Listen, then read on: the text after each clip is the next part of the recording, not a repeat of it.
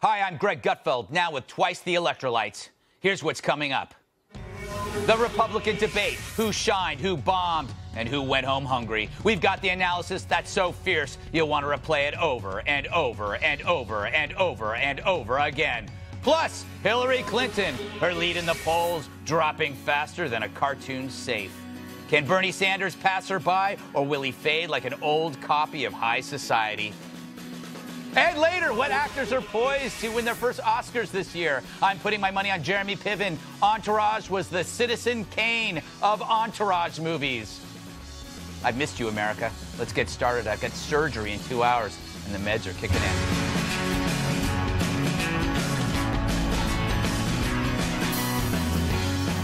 But first, let's welcome tonight's guest.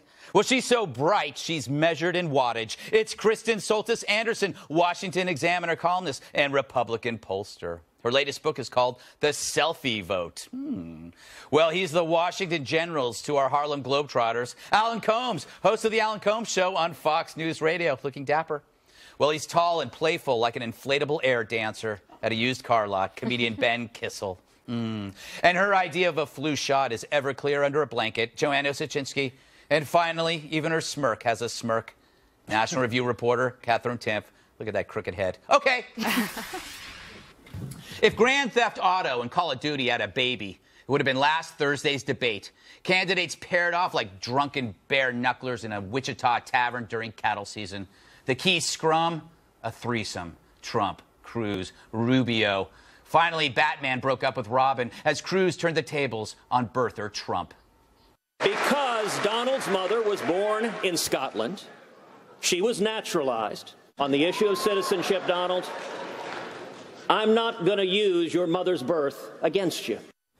Your mother? I knew it. Trump is an anchor baby. Then they clashed over New York values, which sounds like the worst Billy Joel song ever. There are many, many wonderful, wonderful working men and women in the state of New York. But everyone understands that the values in New York City are socially liberal or pro-abortion or pro-gay marriage, focused around money and the media. Money and media. So Cruz accused New Yorkers of being obsessed with money and media. That's like Bill Cosby criticizing your dating habits. Trump hit back with a brutal shaming, portraying Cruz as a big jerk face. When the World Trade Center came down, I saw something that no place on earth could have handled more beautifully, more humanely than New York. I have to tell you, that was a very insulting statement that Ted made. Amazing. Now, some in the media say Cruz's attack on New York was veiled anti-Semitism. I blame the Jews for spreading that. But really, Cruz was trying to score points among Yanks who think New York is the land of godless baby-killing sodomites who eat raw kale on a bed of horse tranquilizers. But really, when he says this... Not a lot of conservatives come out of Manhattan. I'm just saying. Doesn't it sound a little like this? To the best of my knowledge, not too many evangelicals come out of Cuba. Okay, just remember that. Tit for tat, as they say. Then there was Rubio pointing out that Cruz changes his position more often than a pilled-up porn star. Ted Cruz, you used to say you supported doubling the number of green cards. Now you say that you're against it. You used to support a 500% increase in the number of guest workers. Now you say that you're against it. You used to support legalizing people that were here illegally. Now you say you're against it. You used to say that you were in favor of birthright citizenship. Now you say that you are against it. And by the way, it's not just on immigration. You used to support TPA. Now you say you're against it. I saw you on the Senate floor flip your vote on crop insurance because they told you it would help you in Iowa. And last week we all saw you flip your vote on ethanol in Iowa. When I'm president, I will work consistently every single day to keep this country safe, not call Edward Snowden, as you did, a great public servant. Edward Snowden is a traitor. And if I am president and we get our hands on him, he is standing trial for treason. Oh, it's true. Cruz shifts more than Cole Trickle at Daytona. He flip-flops so much he qualifies as a sandal. As the dust settles, now you see three clearly. The stately Bruce Wayne, the shifty Dick Grayson, and the Cuban Matt Damon. Meanwhile, there's another debate this weekend. You could watch it, but let me save you the trouble. Here's what you would see. Help me find the way. Help me find the way. To the promised land.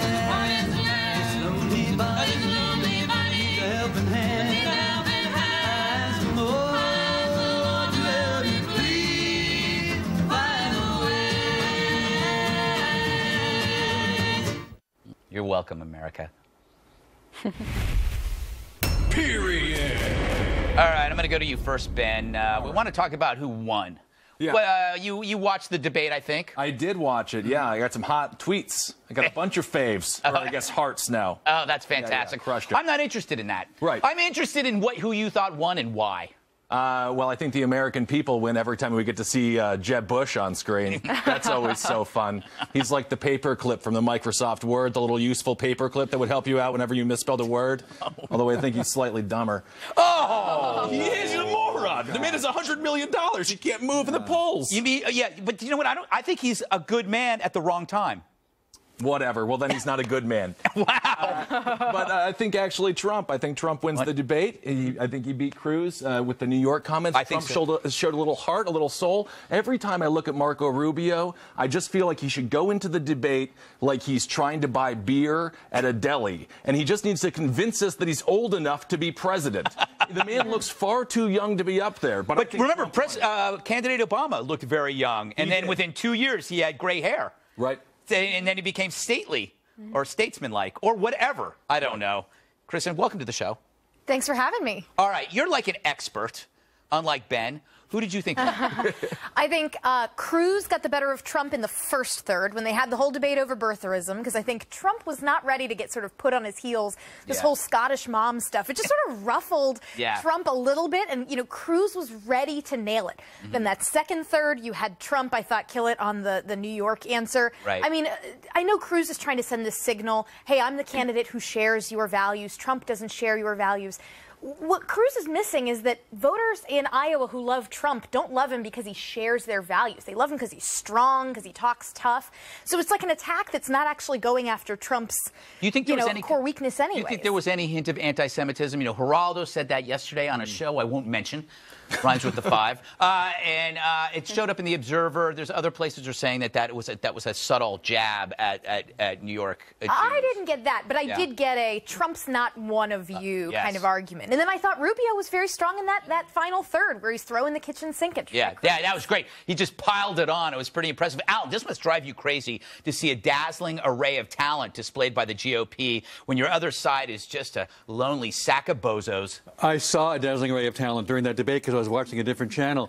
You know, the winner of that debate was Rand Paul. Oh. For actually not going to the debate. Now, he got more attention for not going to the debate than going to... The other winners, Bernie Sanders and Hillary Clinton. Those were the winners of the Republican debate. Now you're being disingenuous, which is a long word for lying. Yeah, well, not lying. Obviously, there are people on that stage that did very well. Well, I thought Trump actually did quite well when he gave that New York soliloquy back to Cruz. I thought that was the finest moment of the Trump campaign. If Cruz mentioned one more time, however, that Obama was going to take your guns, I would say get online, buy an AK-47, and shoot my screen. He keeps lying about that, and it's just not true. Yeah, but you know what? That's all based on legitimate suspicion when somebody keeps talking about gun control. Not going to take your guns. And the other thing is that Ken Cuccinelli, former Virginia Attorney General, speaking for Cruz, said, well, what he meant by New York values was a big sandwich. Why didn't you just say Jewish deli sandwich? That's exactly what he meant to say. So wait a minute. When you talk about big sandwiches, you're talking about Jews. Exactly. I had no idea. You're talking about Jews. It always comes back around to that, doesn't it, Greg? Exactly. I had no idea I was talking about Jewish people so much. I know. All right, Joanne, you watched this. What was your take-home message? Definitely that the GOP is getting a little nervous about Cruz and the Trump, that battle that's happening. A lot of the questions were directed at Cruz. What's interesting, too, this time he got much more speaking time than Carson, who was doing very well. It's now like the two of them have kind of flipped places. But what's great about Cruz is when these questions are directed at him, that question his character, his history, flip-flopping, whatever, he's not only good at defending himself, but then redirecting the question to someone else who has done the same or has had other questionable acts in their past. So I think that we're going to see a steady climb still in the polls for him. Rubio, unfortunately, I don't think he's going to poll much higher. As much as I would like him to, we haven't had any of those great, amazing moments that people have been hoping for. I thought I got to get Kat in this, but I thought Rubio finished stronger than anybody with that list of flip-flops. Kat, you probably hated all of them. I did. Because your little hero, Rand Paul, wasn't there. I did. I did hate a lot of it. I like to focus on things that are memorably bad. What was memorably the worst? All right, but you have to pick a winner. I can't pick a winner. No, this is the whole point of the A block. I watched it as a. I'm sorry. I watched You're it. never going to get off that desk. I watched it as a spectator type of situation. I loved the Cruz and Trump fighting. I think that's needed to happen for a while, rather than Cruz just being like, you know, he actually got into it. I was hearing jock jams in my head. You know, I actually tweeted at Neil Cavuto and was like, can you put some jock jams on in the background? He totally ignored me. So that was another disappointment. Well, he probably doesn't know who you are. You know what's amazing about these debates is how unique this year is. It's like every debate is like a moonshot for plain people. You know, it's like we all not you, of course. No, I'm talking about myself and Alan.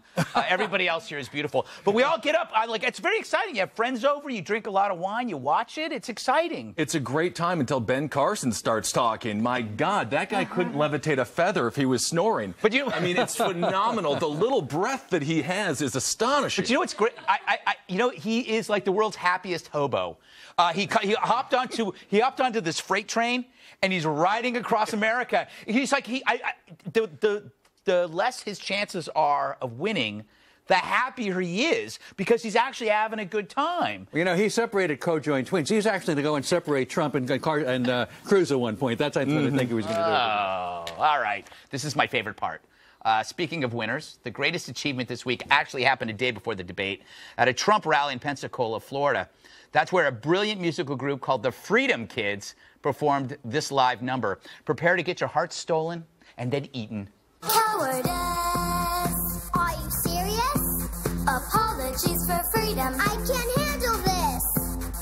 When freedom brings answer the call. On your feet, stand up tall. Freedom's on our shoulders. USA. Enemies of freedom.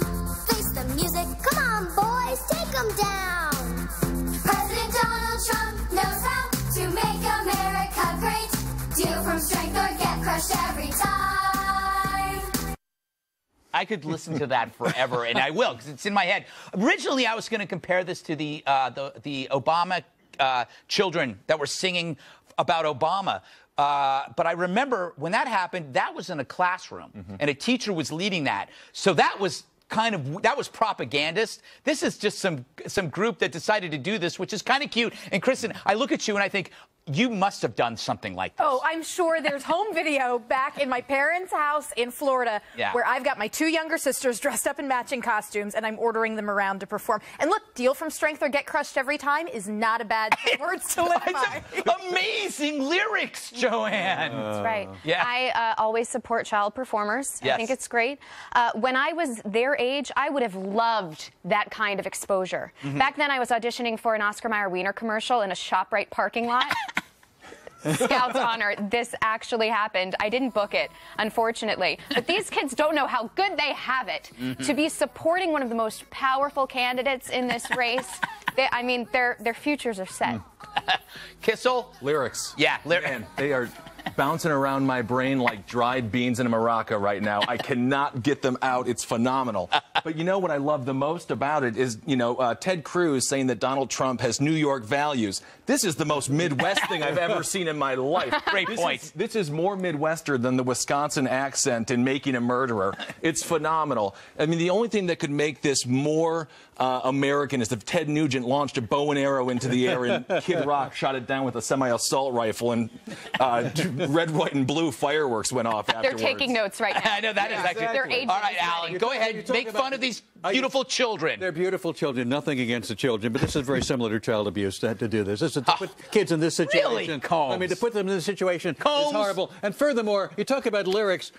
Try to squeeze these words into this World War II song. What country is America? I never heard of that country. So, I mean, this is ridiculous. A disgusting human being. Kat, last word to you. I actually thought this was one of the most wonderful things that I've ever seen. I really enjoyed it. I'm really glad that it happened. And it was smart, too, because, nothing brings joy like a child. It's what people keep telling me. So yeah, you know, he brought a lot of joy. Everyone loves the kids. We're still talking about the kids. Everybody crushed it. Yeah, all right, Kat. Kat, have you ever actually seen a child, talk to a child? I've tried to. Yeah, that's what I thought. All right, don't move a muscle. Unless you're being chased by a mad killer, then by all means run for your life. Still to come, what do Carson, Bush, and Kasich need to do to catch the GOP frontrunners? And Chris Christie, where does he fit in? I will try the Husky section. That's next.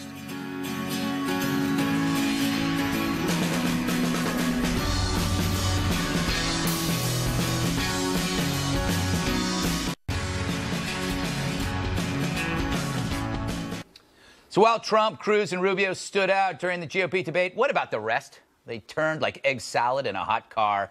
You had the narcoleptic neurosurgeon. Well, I'm very happy to get a question this early on. I was going to ask you to wake me up when the time came. I love him. Then there was the teddy bear. We need to have a compelling conservative agenda that we present to the American people in a way that doesn't disparage people, that unites us around our common purpose. And this guy who served mostly as a piece of talking furniture. In foreign policy, it's strength, but you got to be cool. You got to have a clear vision of where you want to go. And I'm going to tell you that I'm going to suggest to you here tonight that you can't do on-the-job training. It's like that guy at the airport bar who's trying to tell you how to properly decant a Burgundy. Then there's Chris Christie, who wasn't a clear winner or loser. I'd like to interrupt this debate on the floor of the Senate to actually answer the question you asked, which was on entitlements. Do you remember that, everybody? This was a question on entitlements. Oh, I'll answer the reason, now you already had your chance, Marky, you blew it. Oh, see, Christie has the bluntness of Trump, the executive appeal of a governor, and the persuasiveness of Rubio. He's got all these traits in one big package. Unfortunately, that package has New Jersey written all over it, so some people avoid it, just like New Jersey. Hey. Although, I'm sorry, Joe, were you born there? Yes. You were born in New Jersey, that's right. Born and raised. Oh, I'm sorry. And proud of it. No, I love New Jersey when I'm driving to Pennsylvania. It's beautiful. Oh, yeah. Yeah, it's a beautiful 78, right across. All right, Ben, who did the worst? You kind of mentioned Ben Carson. Anybody else? Ben Carson did the worst. Yeah, driving through New Jersey is really fun unless Chris Christie shuts down the highway. Oh, that's... Yeah, that always kind of hurts. John Kasich has hair that's like an inch long and somehow messy. How does that work? I don't know. Impossible. I don't know. It's interesting watching the Republicans because the way that when you watch the Democrats debate, they offer you free things. They offer you free college. They'll bring your dog back to life if it died 5 years ago. But then the Republicans offer, that they're going to firebomb Iran. And, Chris Christie mentioned taking down all these, tin pot dictators. Yeah. I think he was thinking about a roast in the green room he had that he's going to be nibbling on after the debate. Terrible. So it's ridiculous the way that they go in and say they're going to blow up everybody. All right, Kristen, here's the thing. I think that there were the people that won, and then there were the people that nobody wanted to hear from anymore because we're all now used to friction and excitement. And so the usual candidate, like when I said in the A block, the good men are fighting at a bad time. We're not interested in just plain rhetoric. We want, fire. Right. It's got to be so frustrating at this point to be Jeb Bush because there were a couple of points when he really got some factually correct arguments in. I mean, taking on Donald Trump on tariffs, for instance. Yeah. And, hey, if you slap a 45% tariff on Chinese goods, this is going to make everything more expensive at Walmart. The moderators jumped in and were like, yeah, Governor Bush is right. But it doesn't matter. And it has to be so frustrating to be Jeb Bush in this environment. Yeah, it's just this is not the time for just the kind of sedate.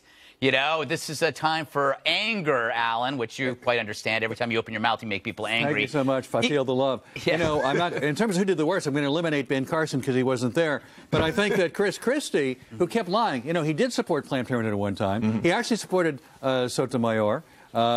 He did, he keeps talking about things that he flip-flopped on guns. He said he was motivated to get into politics years ago by the assault weapons ban, which he wanted to preserve. And now he's saying the opposite of everything, and he's got to be held accountable. And he's very pro-Common Core, and he's like Mr. The party's over in Colorado, very anti-legalization of weed. That's because he's a prosecutor. Yes, of course. So pro-Common Core against marijuana, one of those things makes kids dumber, and it's not marijuana. There you go. He just misremembered. Some stuff that he did. Happens to all of us. Why do you think some failed? That's a really great question. I think money has a lot to do with it, support, people backing you, but also like thinking specifically about Christie. A lot of people thought he has a similar attitude to Trump, but is the establishment version, essentially. Yeah. And that should work to his favor, but it's not. And I think it's this idea of fitting molds. Yeah. And what everyone loves about Trump is the fact that he doesn't. It's the fact that he's unapologetic. When he does misremember something, no one cares. Yeah, he spins it in a way that benefits him. So what? Trump's whole mantra works is so what?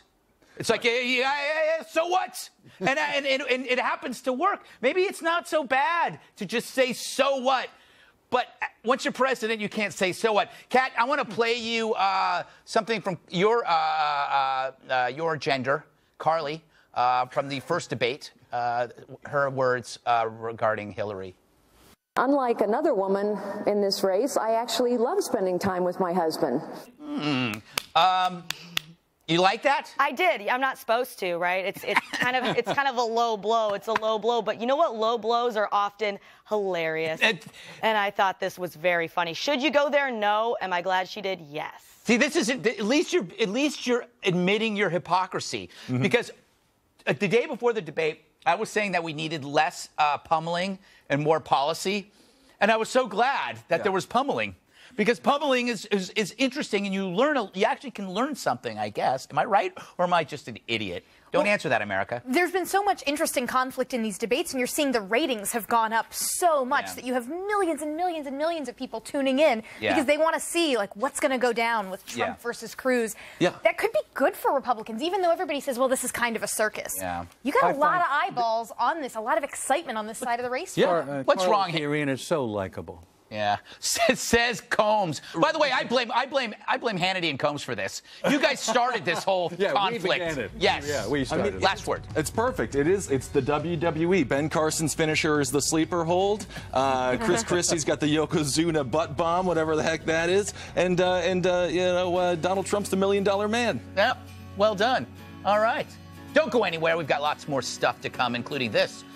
Hillary Clinton's lead is shrinking like a male nudist in the cold surf. And can Bernie Sanders pull off the upset in Iowa? That discussion up next. Stick around or I will leave nasty messages on your car windshield.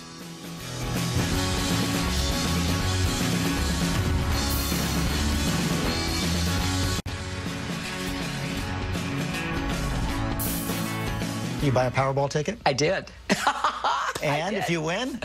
Well, I'll fund my campaign. Secretary Clinton, thanks for joining us. Yes, that was Hillary Clinton in her 950th attempt to appear human and failing. The race for the Democratic nomination apparently is still happening. The party's top two candidates, Hillary Clinton and Bernie Sanders, are almost dead, even in some polls, proving once and for all that the Democrats are actually the party of old white people like Alan Colmes. Martin O'Malley is also still showing up, mainly because he locked himself out of his condo. In a new poll, Bernie Sanders is only 2 percentage points behind the Democratic frontrunner among caucus voters in Iowa. And in another new national poll, Hillary's now only leading Bernie by 7 percentage points. Look at that. In the same poll last month, she was leading by 20. Worse, she was actually polling better at this time in 2008 against Barack Obama than she is against crazy old Nan Sanders. So why is Hillary struggling in the polls? Perhaps this recent interview can help explain. I was watching the debates the other night. I was thinking, oh my God, I would never want to get in an argument with this woman, for a start. What is the one thing that scares you? Ooh, snakes. Oof. I hate snakes. I'm sorry, I hate snakes. I heard that you're not scared of hot peppers. I'm not. Really? I love hot peppers. I was with a group of my friends at a big event the other night, and we were dancing, and it was crazy. So you do have Oh, girls' my night. gosh. Oh. Just do the best you can and make the most out of every single day. It's beautiful. It is so beautiful. If you can find anything more nauseating than that, I will eat it. Alan, all right, I'm going to go to you because Bernie Sanders is your spirit animal. He's going to get the nomination, isn't he? He could. Yeah. He actually could. And he could also win the presidency. Really? Yeah, absolutely. Yes, I feel the burn. yes. Could happen. And you're getting your spot back on Hannity. No, thank you. All right, Kristen. Is Hillary in trouble? The fact that she's doing worse against Bernie Sanders than she was against Barack Obama is a problem. Here's what she's got going for her in Iowa, is the fact that Barack Obama put this coalition together of young people, of African Americans. You know, he put this new coalition together. She still energizes pieces of it. Bernie Sanders does not do as well among black voters, for instance. So he's got to try to craft this new coalition. He's not as talented a politician as Barack Obama. Yeah. That's why I still think even if Hillary Clinton loses Iowa and New Hampshire, I think she's still the most likely nominee on the Democrat side. Ben? Killer Mike endorsed Bernie Sanders. Yes. Which is a huge endorsement. I know. Legitimately, I think he's going to do better with the black I always voters follow the advice of somebody whose first name is Killer. Oh, absolutely. Yes. I want to be friends with him for sure. You always want to be close with the man who is the killer. Yes. Not his enemy. Yes. So although, you know, it's better to be friends with somebody named Tiny. Oh, yeah. Because they're the killer. Anybody named Tiny? Look, El Chapo, we're going to get to. I should get get back to you. I'm going to start talking about nicknames. Yeah, so I think, you know, Bernie's got a good chance of winning Iowa and taking New Hampshire, and it would put Hillary in a difficult predicament. The last person who lost New Hampshire and Iowa and still won the nomination was, surprisingly enough, Bill Clinton.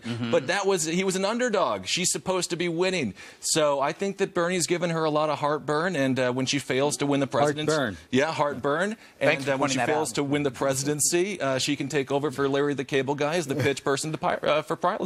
Oh, nicely done. All right, John. I want to make a point about O'Malley, but you don't have to address that. You can just address whatever you want. Okay. But he reminds me of the guy in a refurbished muscle car heading down 101 in those Cialis commercials, listening to Steppenwolf. He's in that kind of like you know, older guy who's got things going on. Gets your motor running, as they say.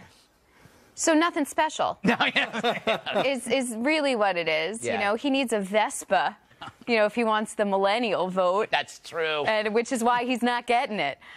Your accent just changed. It does that. Yes. All right. What's your thought on Hillary, or any thoughts in general? I think the country wants to see a Hillary versus Trump election. I think that they do. And I think if Hillary is nervous and she wants to push Sanders out of the way, she needs to remind Democrats that she is the best option to go against the GOP. And so she needs to get the nomination. What's crazy is Bernie Sanders has now been running on this electability argument because there are more and more polls showing that he actually does a little bit better against various Republicans than Hillary Clinton. Because they don't like Hillary. No, she's not very likable, Ben, unlike you. That is the major problem with Hillary, but she's so unlikable that she makes Bernie Sanders look likable. There you go. The big diss on Bernie, McCaskill brought it up, Senator McCaskill brought it up, he has no senators that like him. So they're trying to play this sort of schoolyard ball, so if he's not careful, he's going to get a swirly in the bathroom. I do this with, I often go to bars with Alan Colmes just to make me look good. I got to get Kat in here. Kat, you watched the Hillary interview on Lifetime. Did you watch the whole thing? I did. It was really, really bad. She's the worst person. I've never had to listen to someone talk and wanted to vomit as often as I do when I have to listen to her talk. I was physically ill. She makes me ill. But even if she didn't make me ill, it kind of would make sense anyway why Bernie would be doing better than she is, because he actually has records of supporting things that liberals want, whereas she just says she does. You know, he's supported gay marriage for decades, or gay rights for decades. 2013 for the first time, he has taken on Wall Street. She, you know, like has friendship bracelets with people at Goldman Sachs, probably. You know, it's just she's full of it. He's not. He's the real wacky uncle, and wacky uncles are in right now. What can I say? That is true. Thank you, Kat. Coming up next, El Chapo. He escaped the law, but he couldn't escape Jeff Spicoli. Did Sean Penn's interview lead to his capture, or did it just lead to this awesome picture? We discuss this next.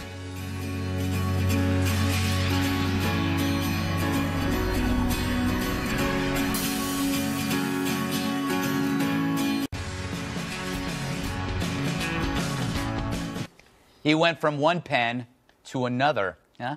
I speak of drug lord and my squash partner, Joaquin El Chapo Guzman, who stupidly hooked up with actor Sean Penn, only to be captured once again after that daring underground escape. So see, he's in another pen.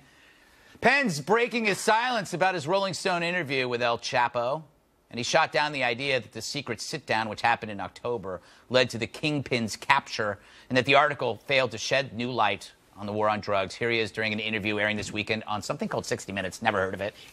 There is this myth about the visit that we made, my colleagues and I, with El Chapo, that it was, as the Attorney General in Mexico is quoted, essential to his capture. We had met with him many weeks earlier. I have a regret that the entire discussion about this article ignores its purpose, which was to try to contribute to this discussion about the policy in the war on drugs. Let me be clear.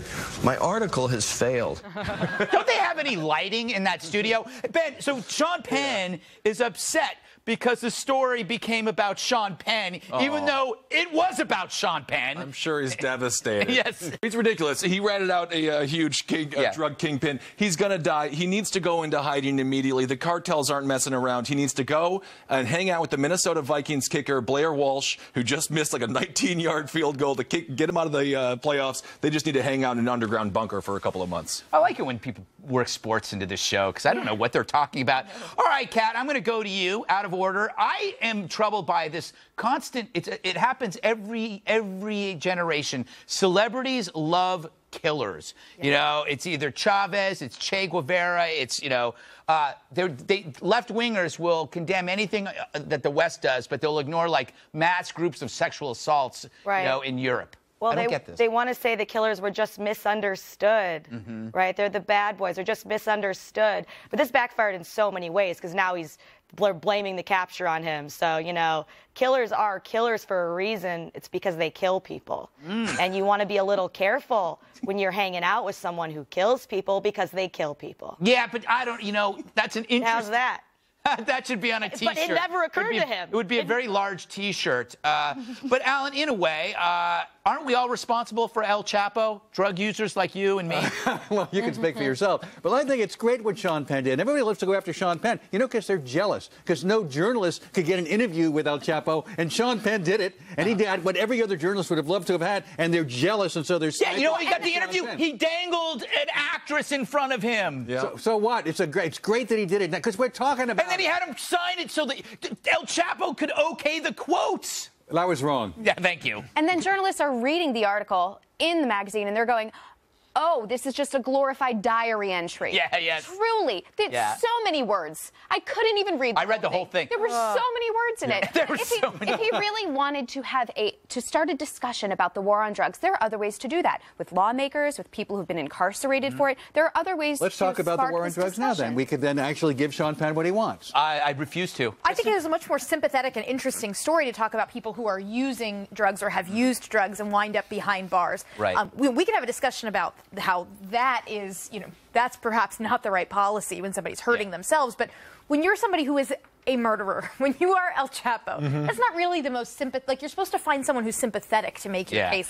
El Chapo's not sympathetic. I want to move on, but I want to make a point. Like, you shouldn't be calling drug dealers drug lords or kingpins. Those are great titles. Like, you never hear about the accountant kingpin, do you? So I think that's just not right. All right, we got to move on because this is my favorite story of the week.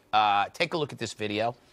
The woman in the center here is Sue Stenhouse. She was a director of a senior citizen center in Rhode Island, but she resigned after it was learned that she had a man dress up like a woman for a press conference.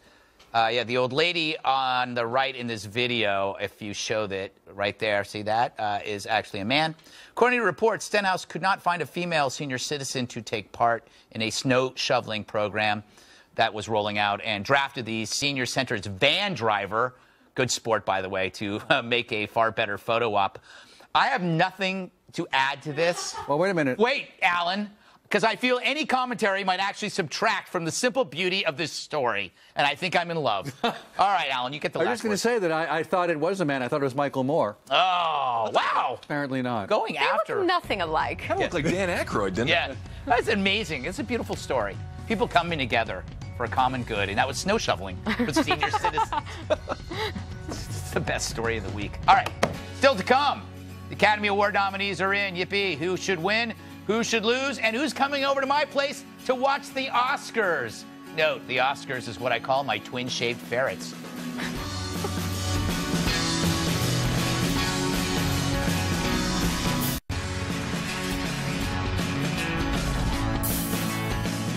This week, the nominations for the 88th Annual Academy Awards were announced, and as usual, I don't give a rat's ass.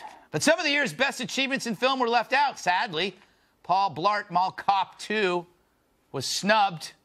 Instead, box office hits dominated the major categories. The Martian, seen here, nabbed 7 nominations, including pointy-faced chuckle bucket Matt Damon got Best Actor nomination. Yay. Mad Max, I saw that. Fury Road got 10 nominations. Kind of loud, gave me a migraine. The Revenant got 12 nominations, including Leo DiCaprio, who may finally win an Oscar, since after all, he's running out of yachts to have sex in to mask the pain of losing. For those who haven't seen it, here's the key scene that's made him the frontrunner.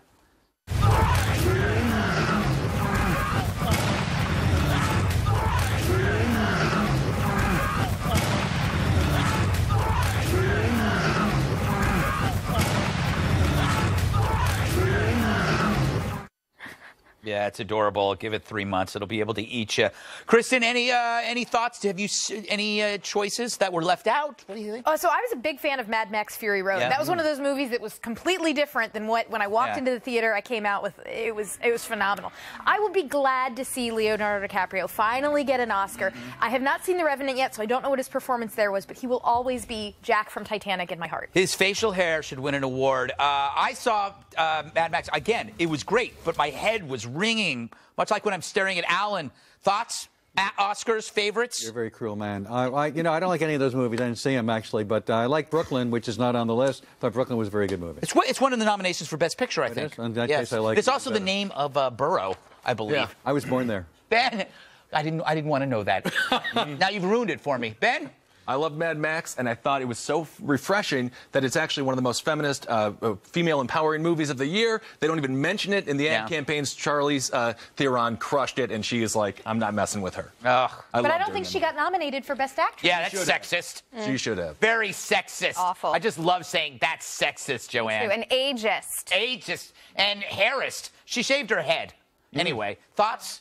Well, I got to ask you, when you watch the Oscars, because you're an actress, you look up at the stage and go, one of these days, I'm going to be that girl that carries the trophy out to the other actresses? No, I'm always convinced I'm going to win. And it's so funny. I saw, these time hop, these apps that show what you posted on social media years ago. 5 years ago, I said, 5 years from now, I'll be accepting my Golden Globe. Take my word for it. So I'm very jealous. I hate Jennifer Lawrence because I think I would do a much better job than her. Oh. But speaking of speeches... But you're here, Joanne. You're here on my show. This isn't award enough. But for the people who win, Ricky Gervais said it best at the Golden Globes, you are the only one who cares about that award that you are winning. You only care if you win it. And as for speeches, don't make them too long. It's like a burrito. Don't overstuff it. It's gross. Right. I told my vice principal I'd mention his name when I won an Oscar. So you won this round, Mr. Clark. Doesn't seem like I'll be doing that anytime It's never soon. going to happen. No. Sorry, Ben. You're too tall. Hey, Kat, I'm sure you hated every single movie. I didn't watch any of them. Yeah. I don't watch movies because they're long. You are such a millennial. Everything sucks. Everything's bad. No. I hate everybody. I love some people. I love like 5 to 10 people very much. But movies are very, very long, and they're not live, so there's no way to like tweet it and make it about you. So why would I do that? That is so true. The Oscars you can tweet and make about you, though, so I will be watching, tweeting, and making about me. So the two, I thought one of the movies that were nominated that I liked was Inside Out.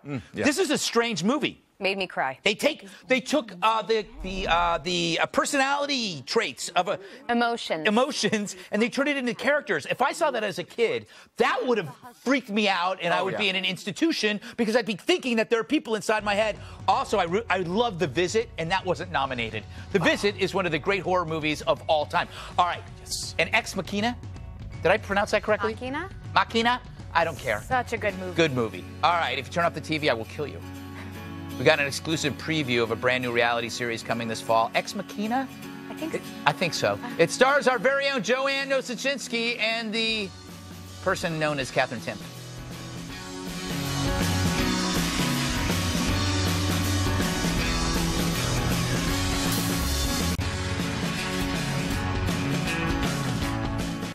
So as anyone who's seen the giant tattoo on my back, they know The Bachelorette is my favorite show on TV.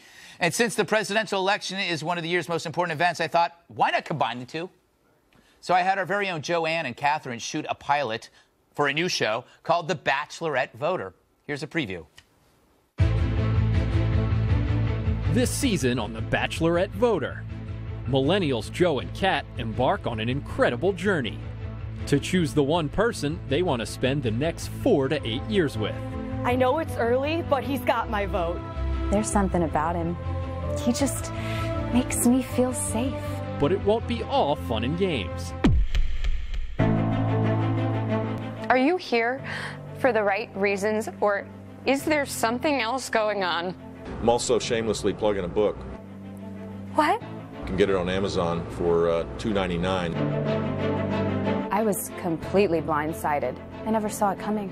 I was on the fence about sending him home. I would give my left arm for 1 week. Oh, wow. I'm not sure. Just have to say yes or no. All right, I guess I could give it a try. But I want us to be everything that we can be. Keeping him weak 2 was my biggest mistake.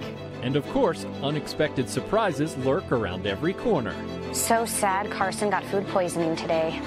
That was not by accident. You think you know someone, and I'm sorry, I can't do this.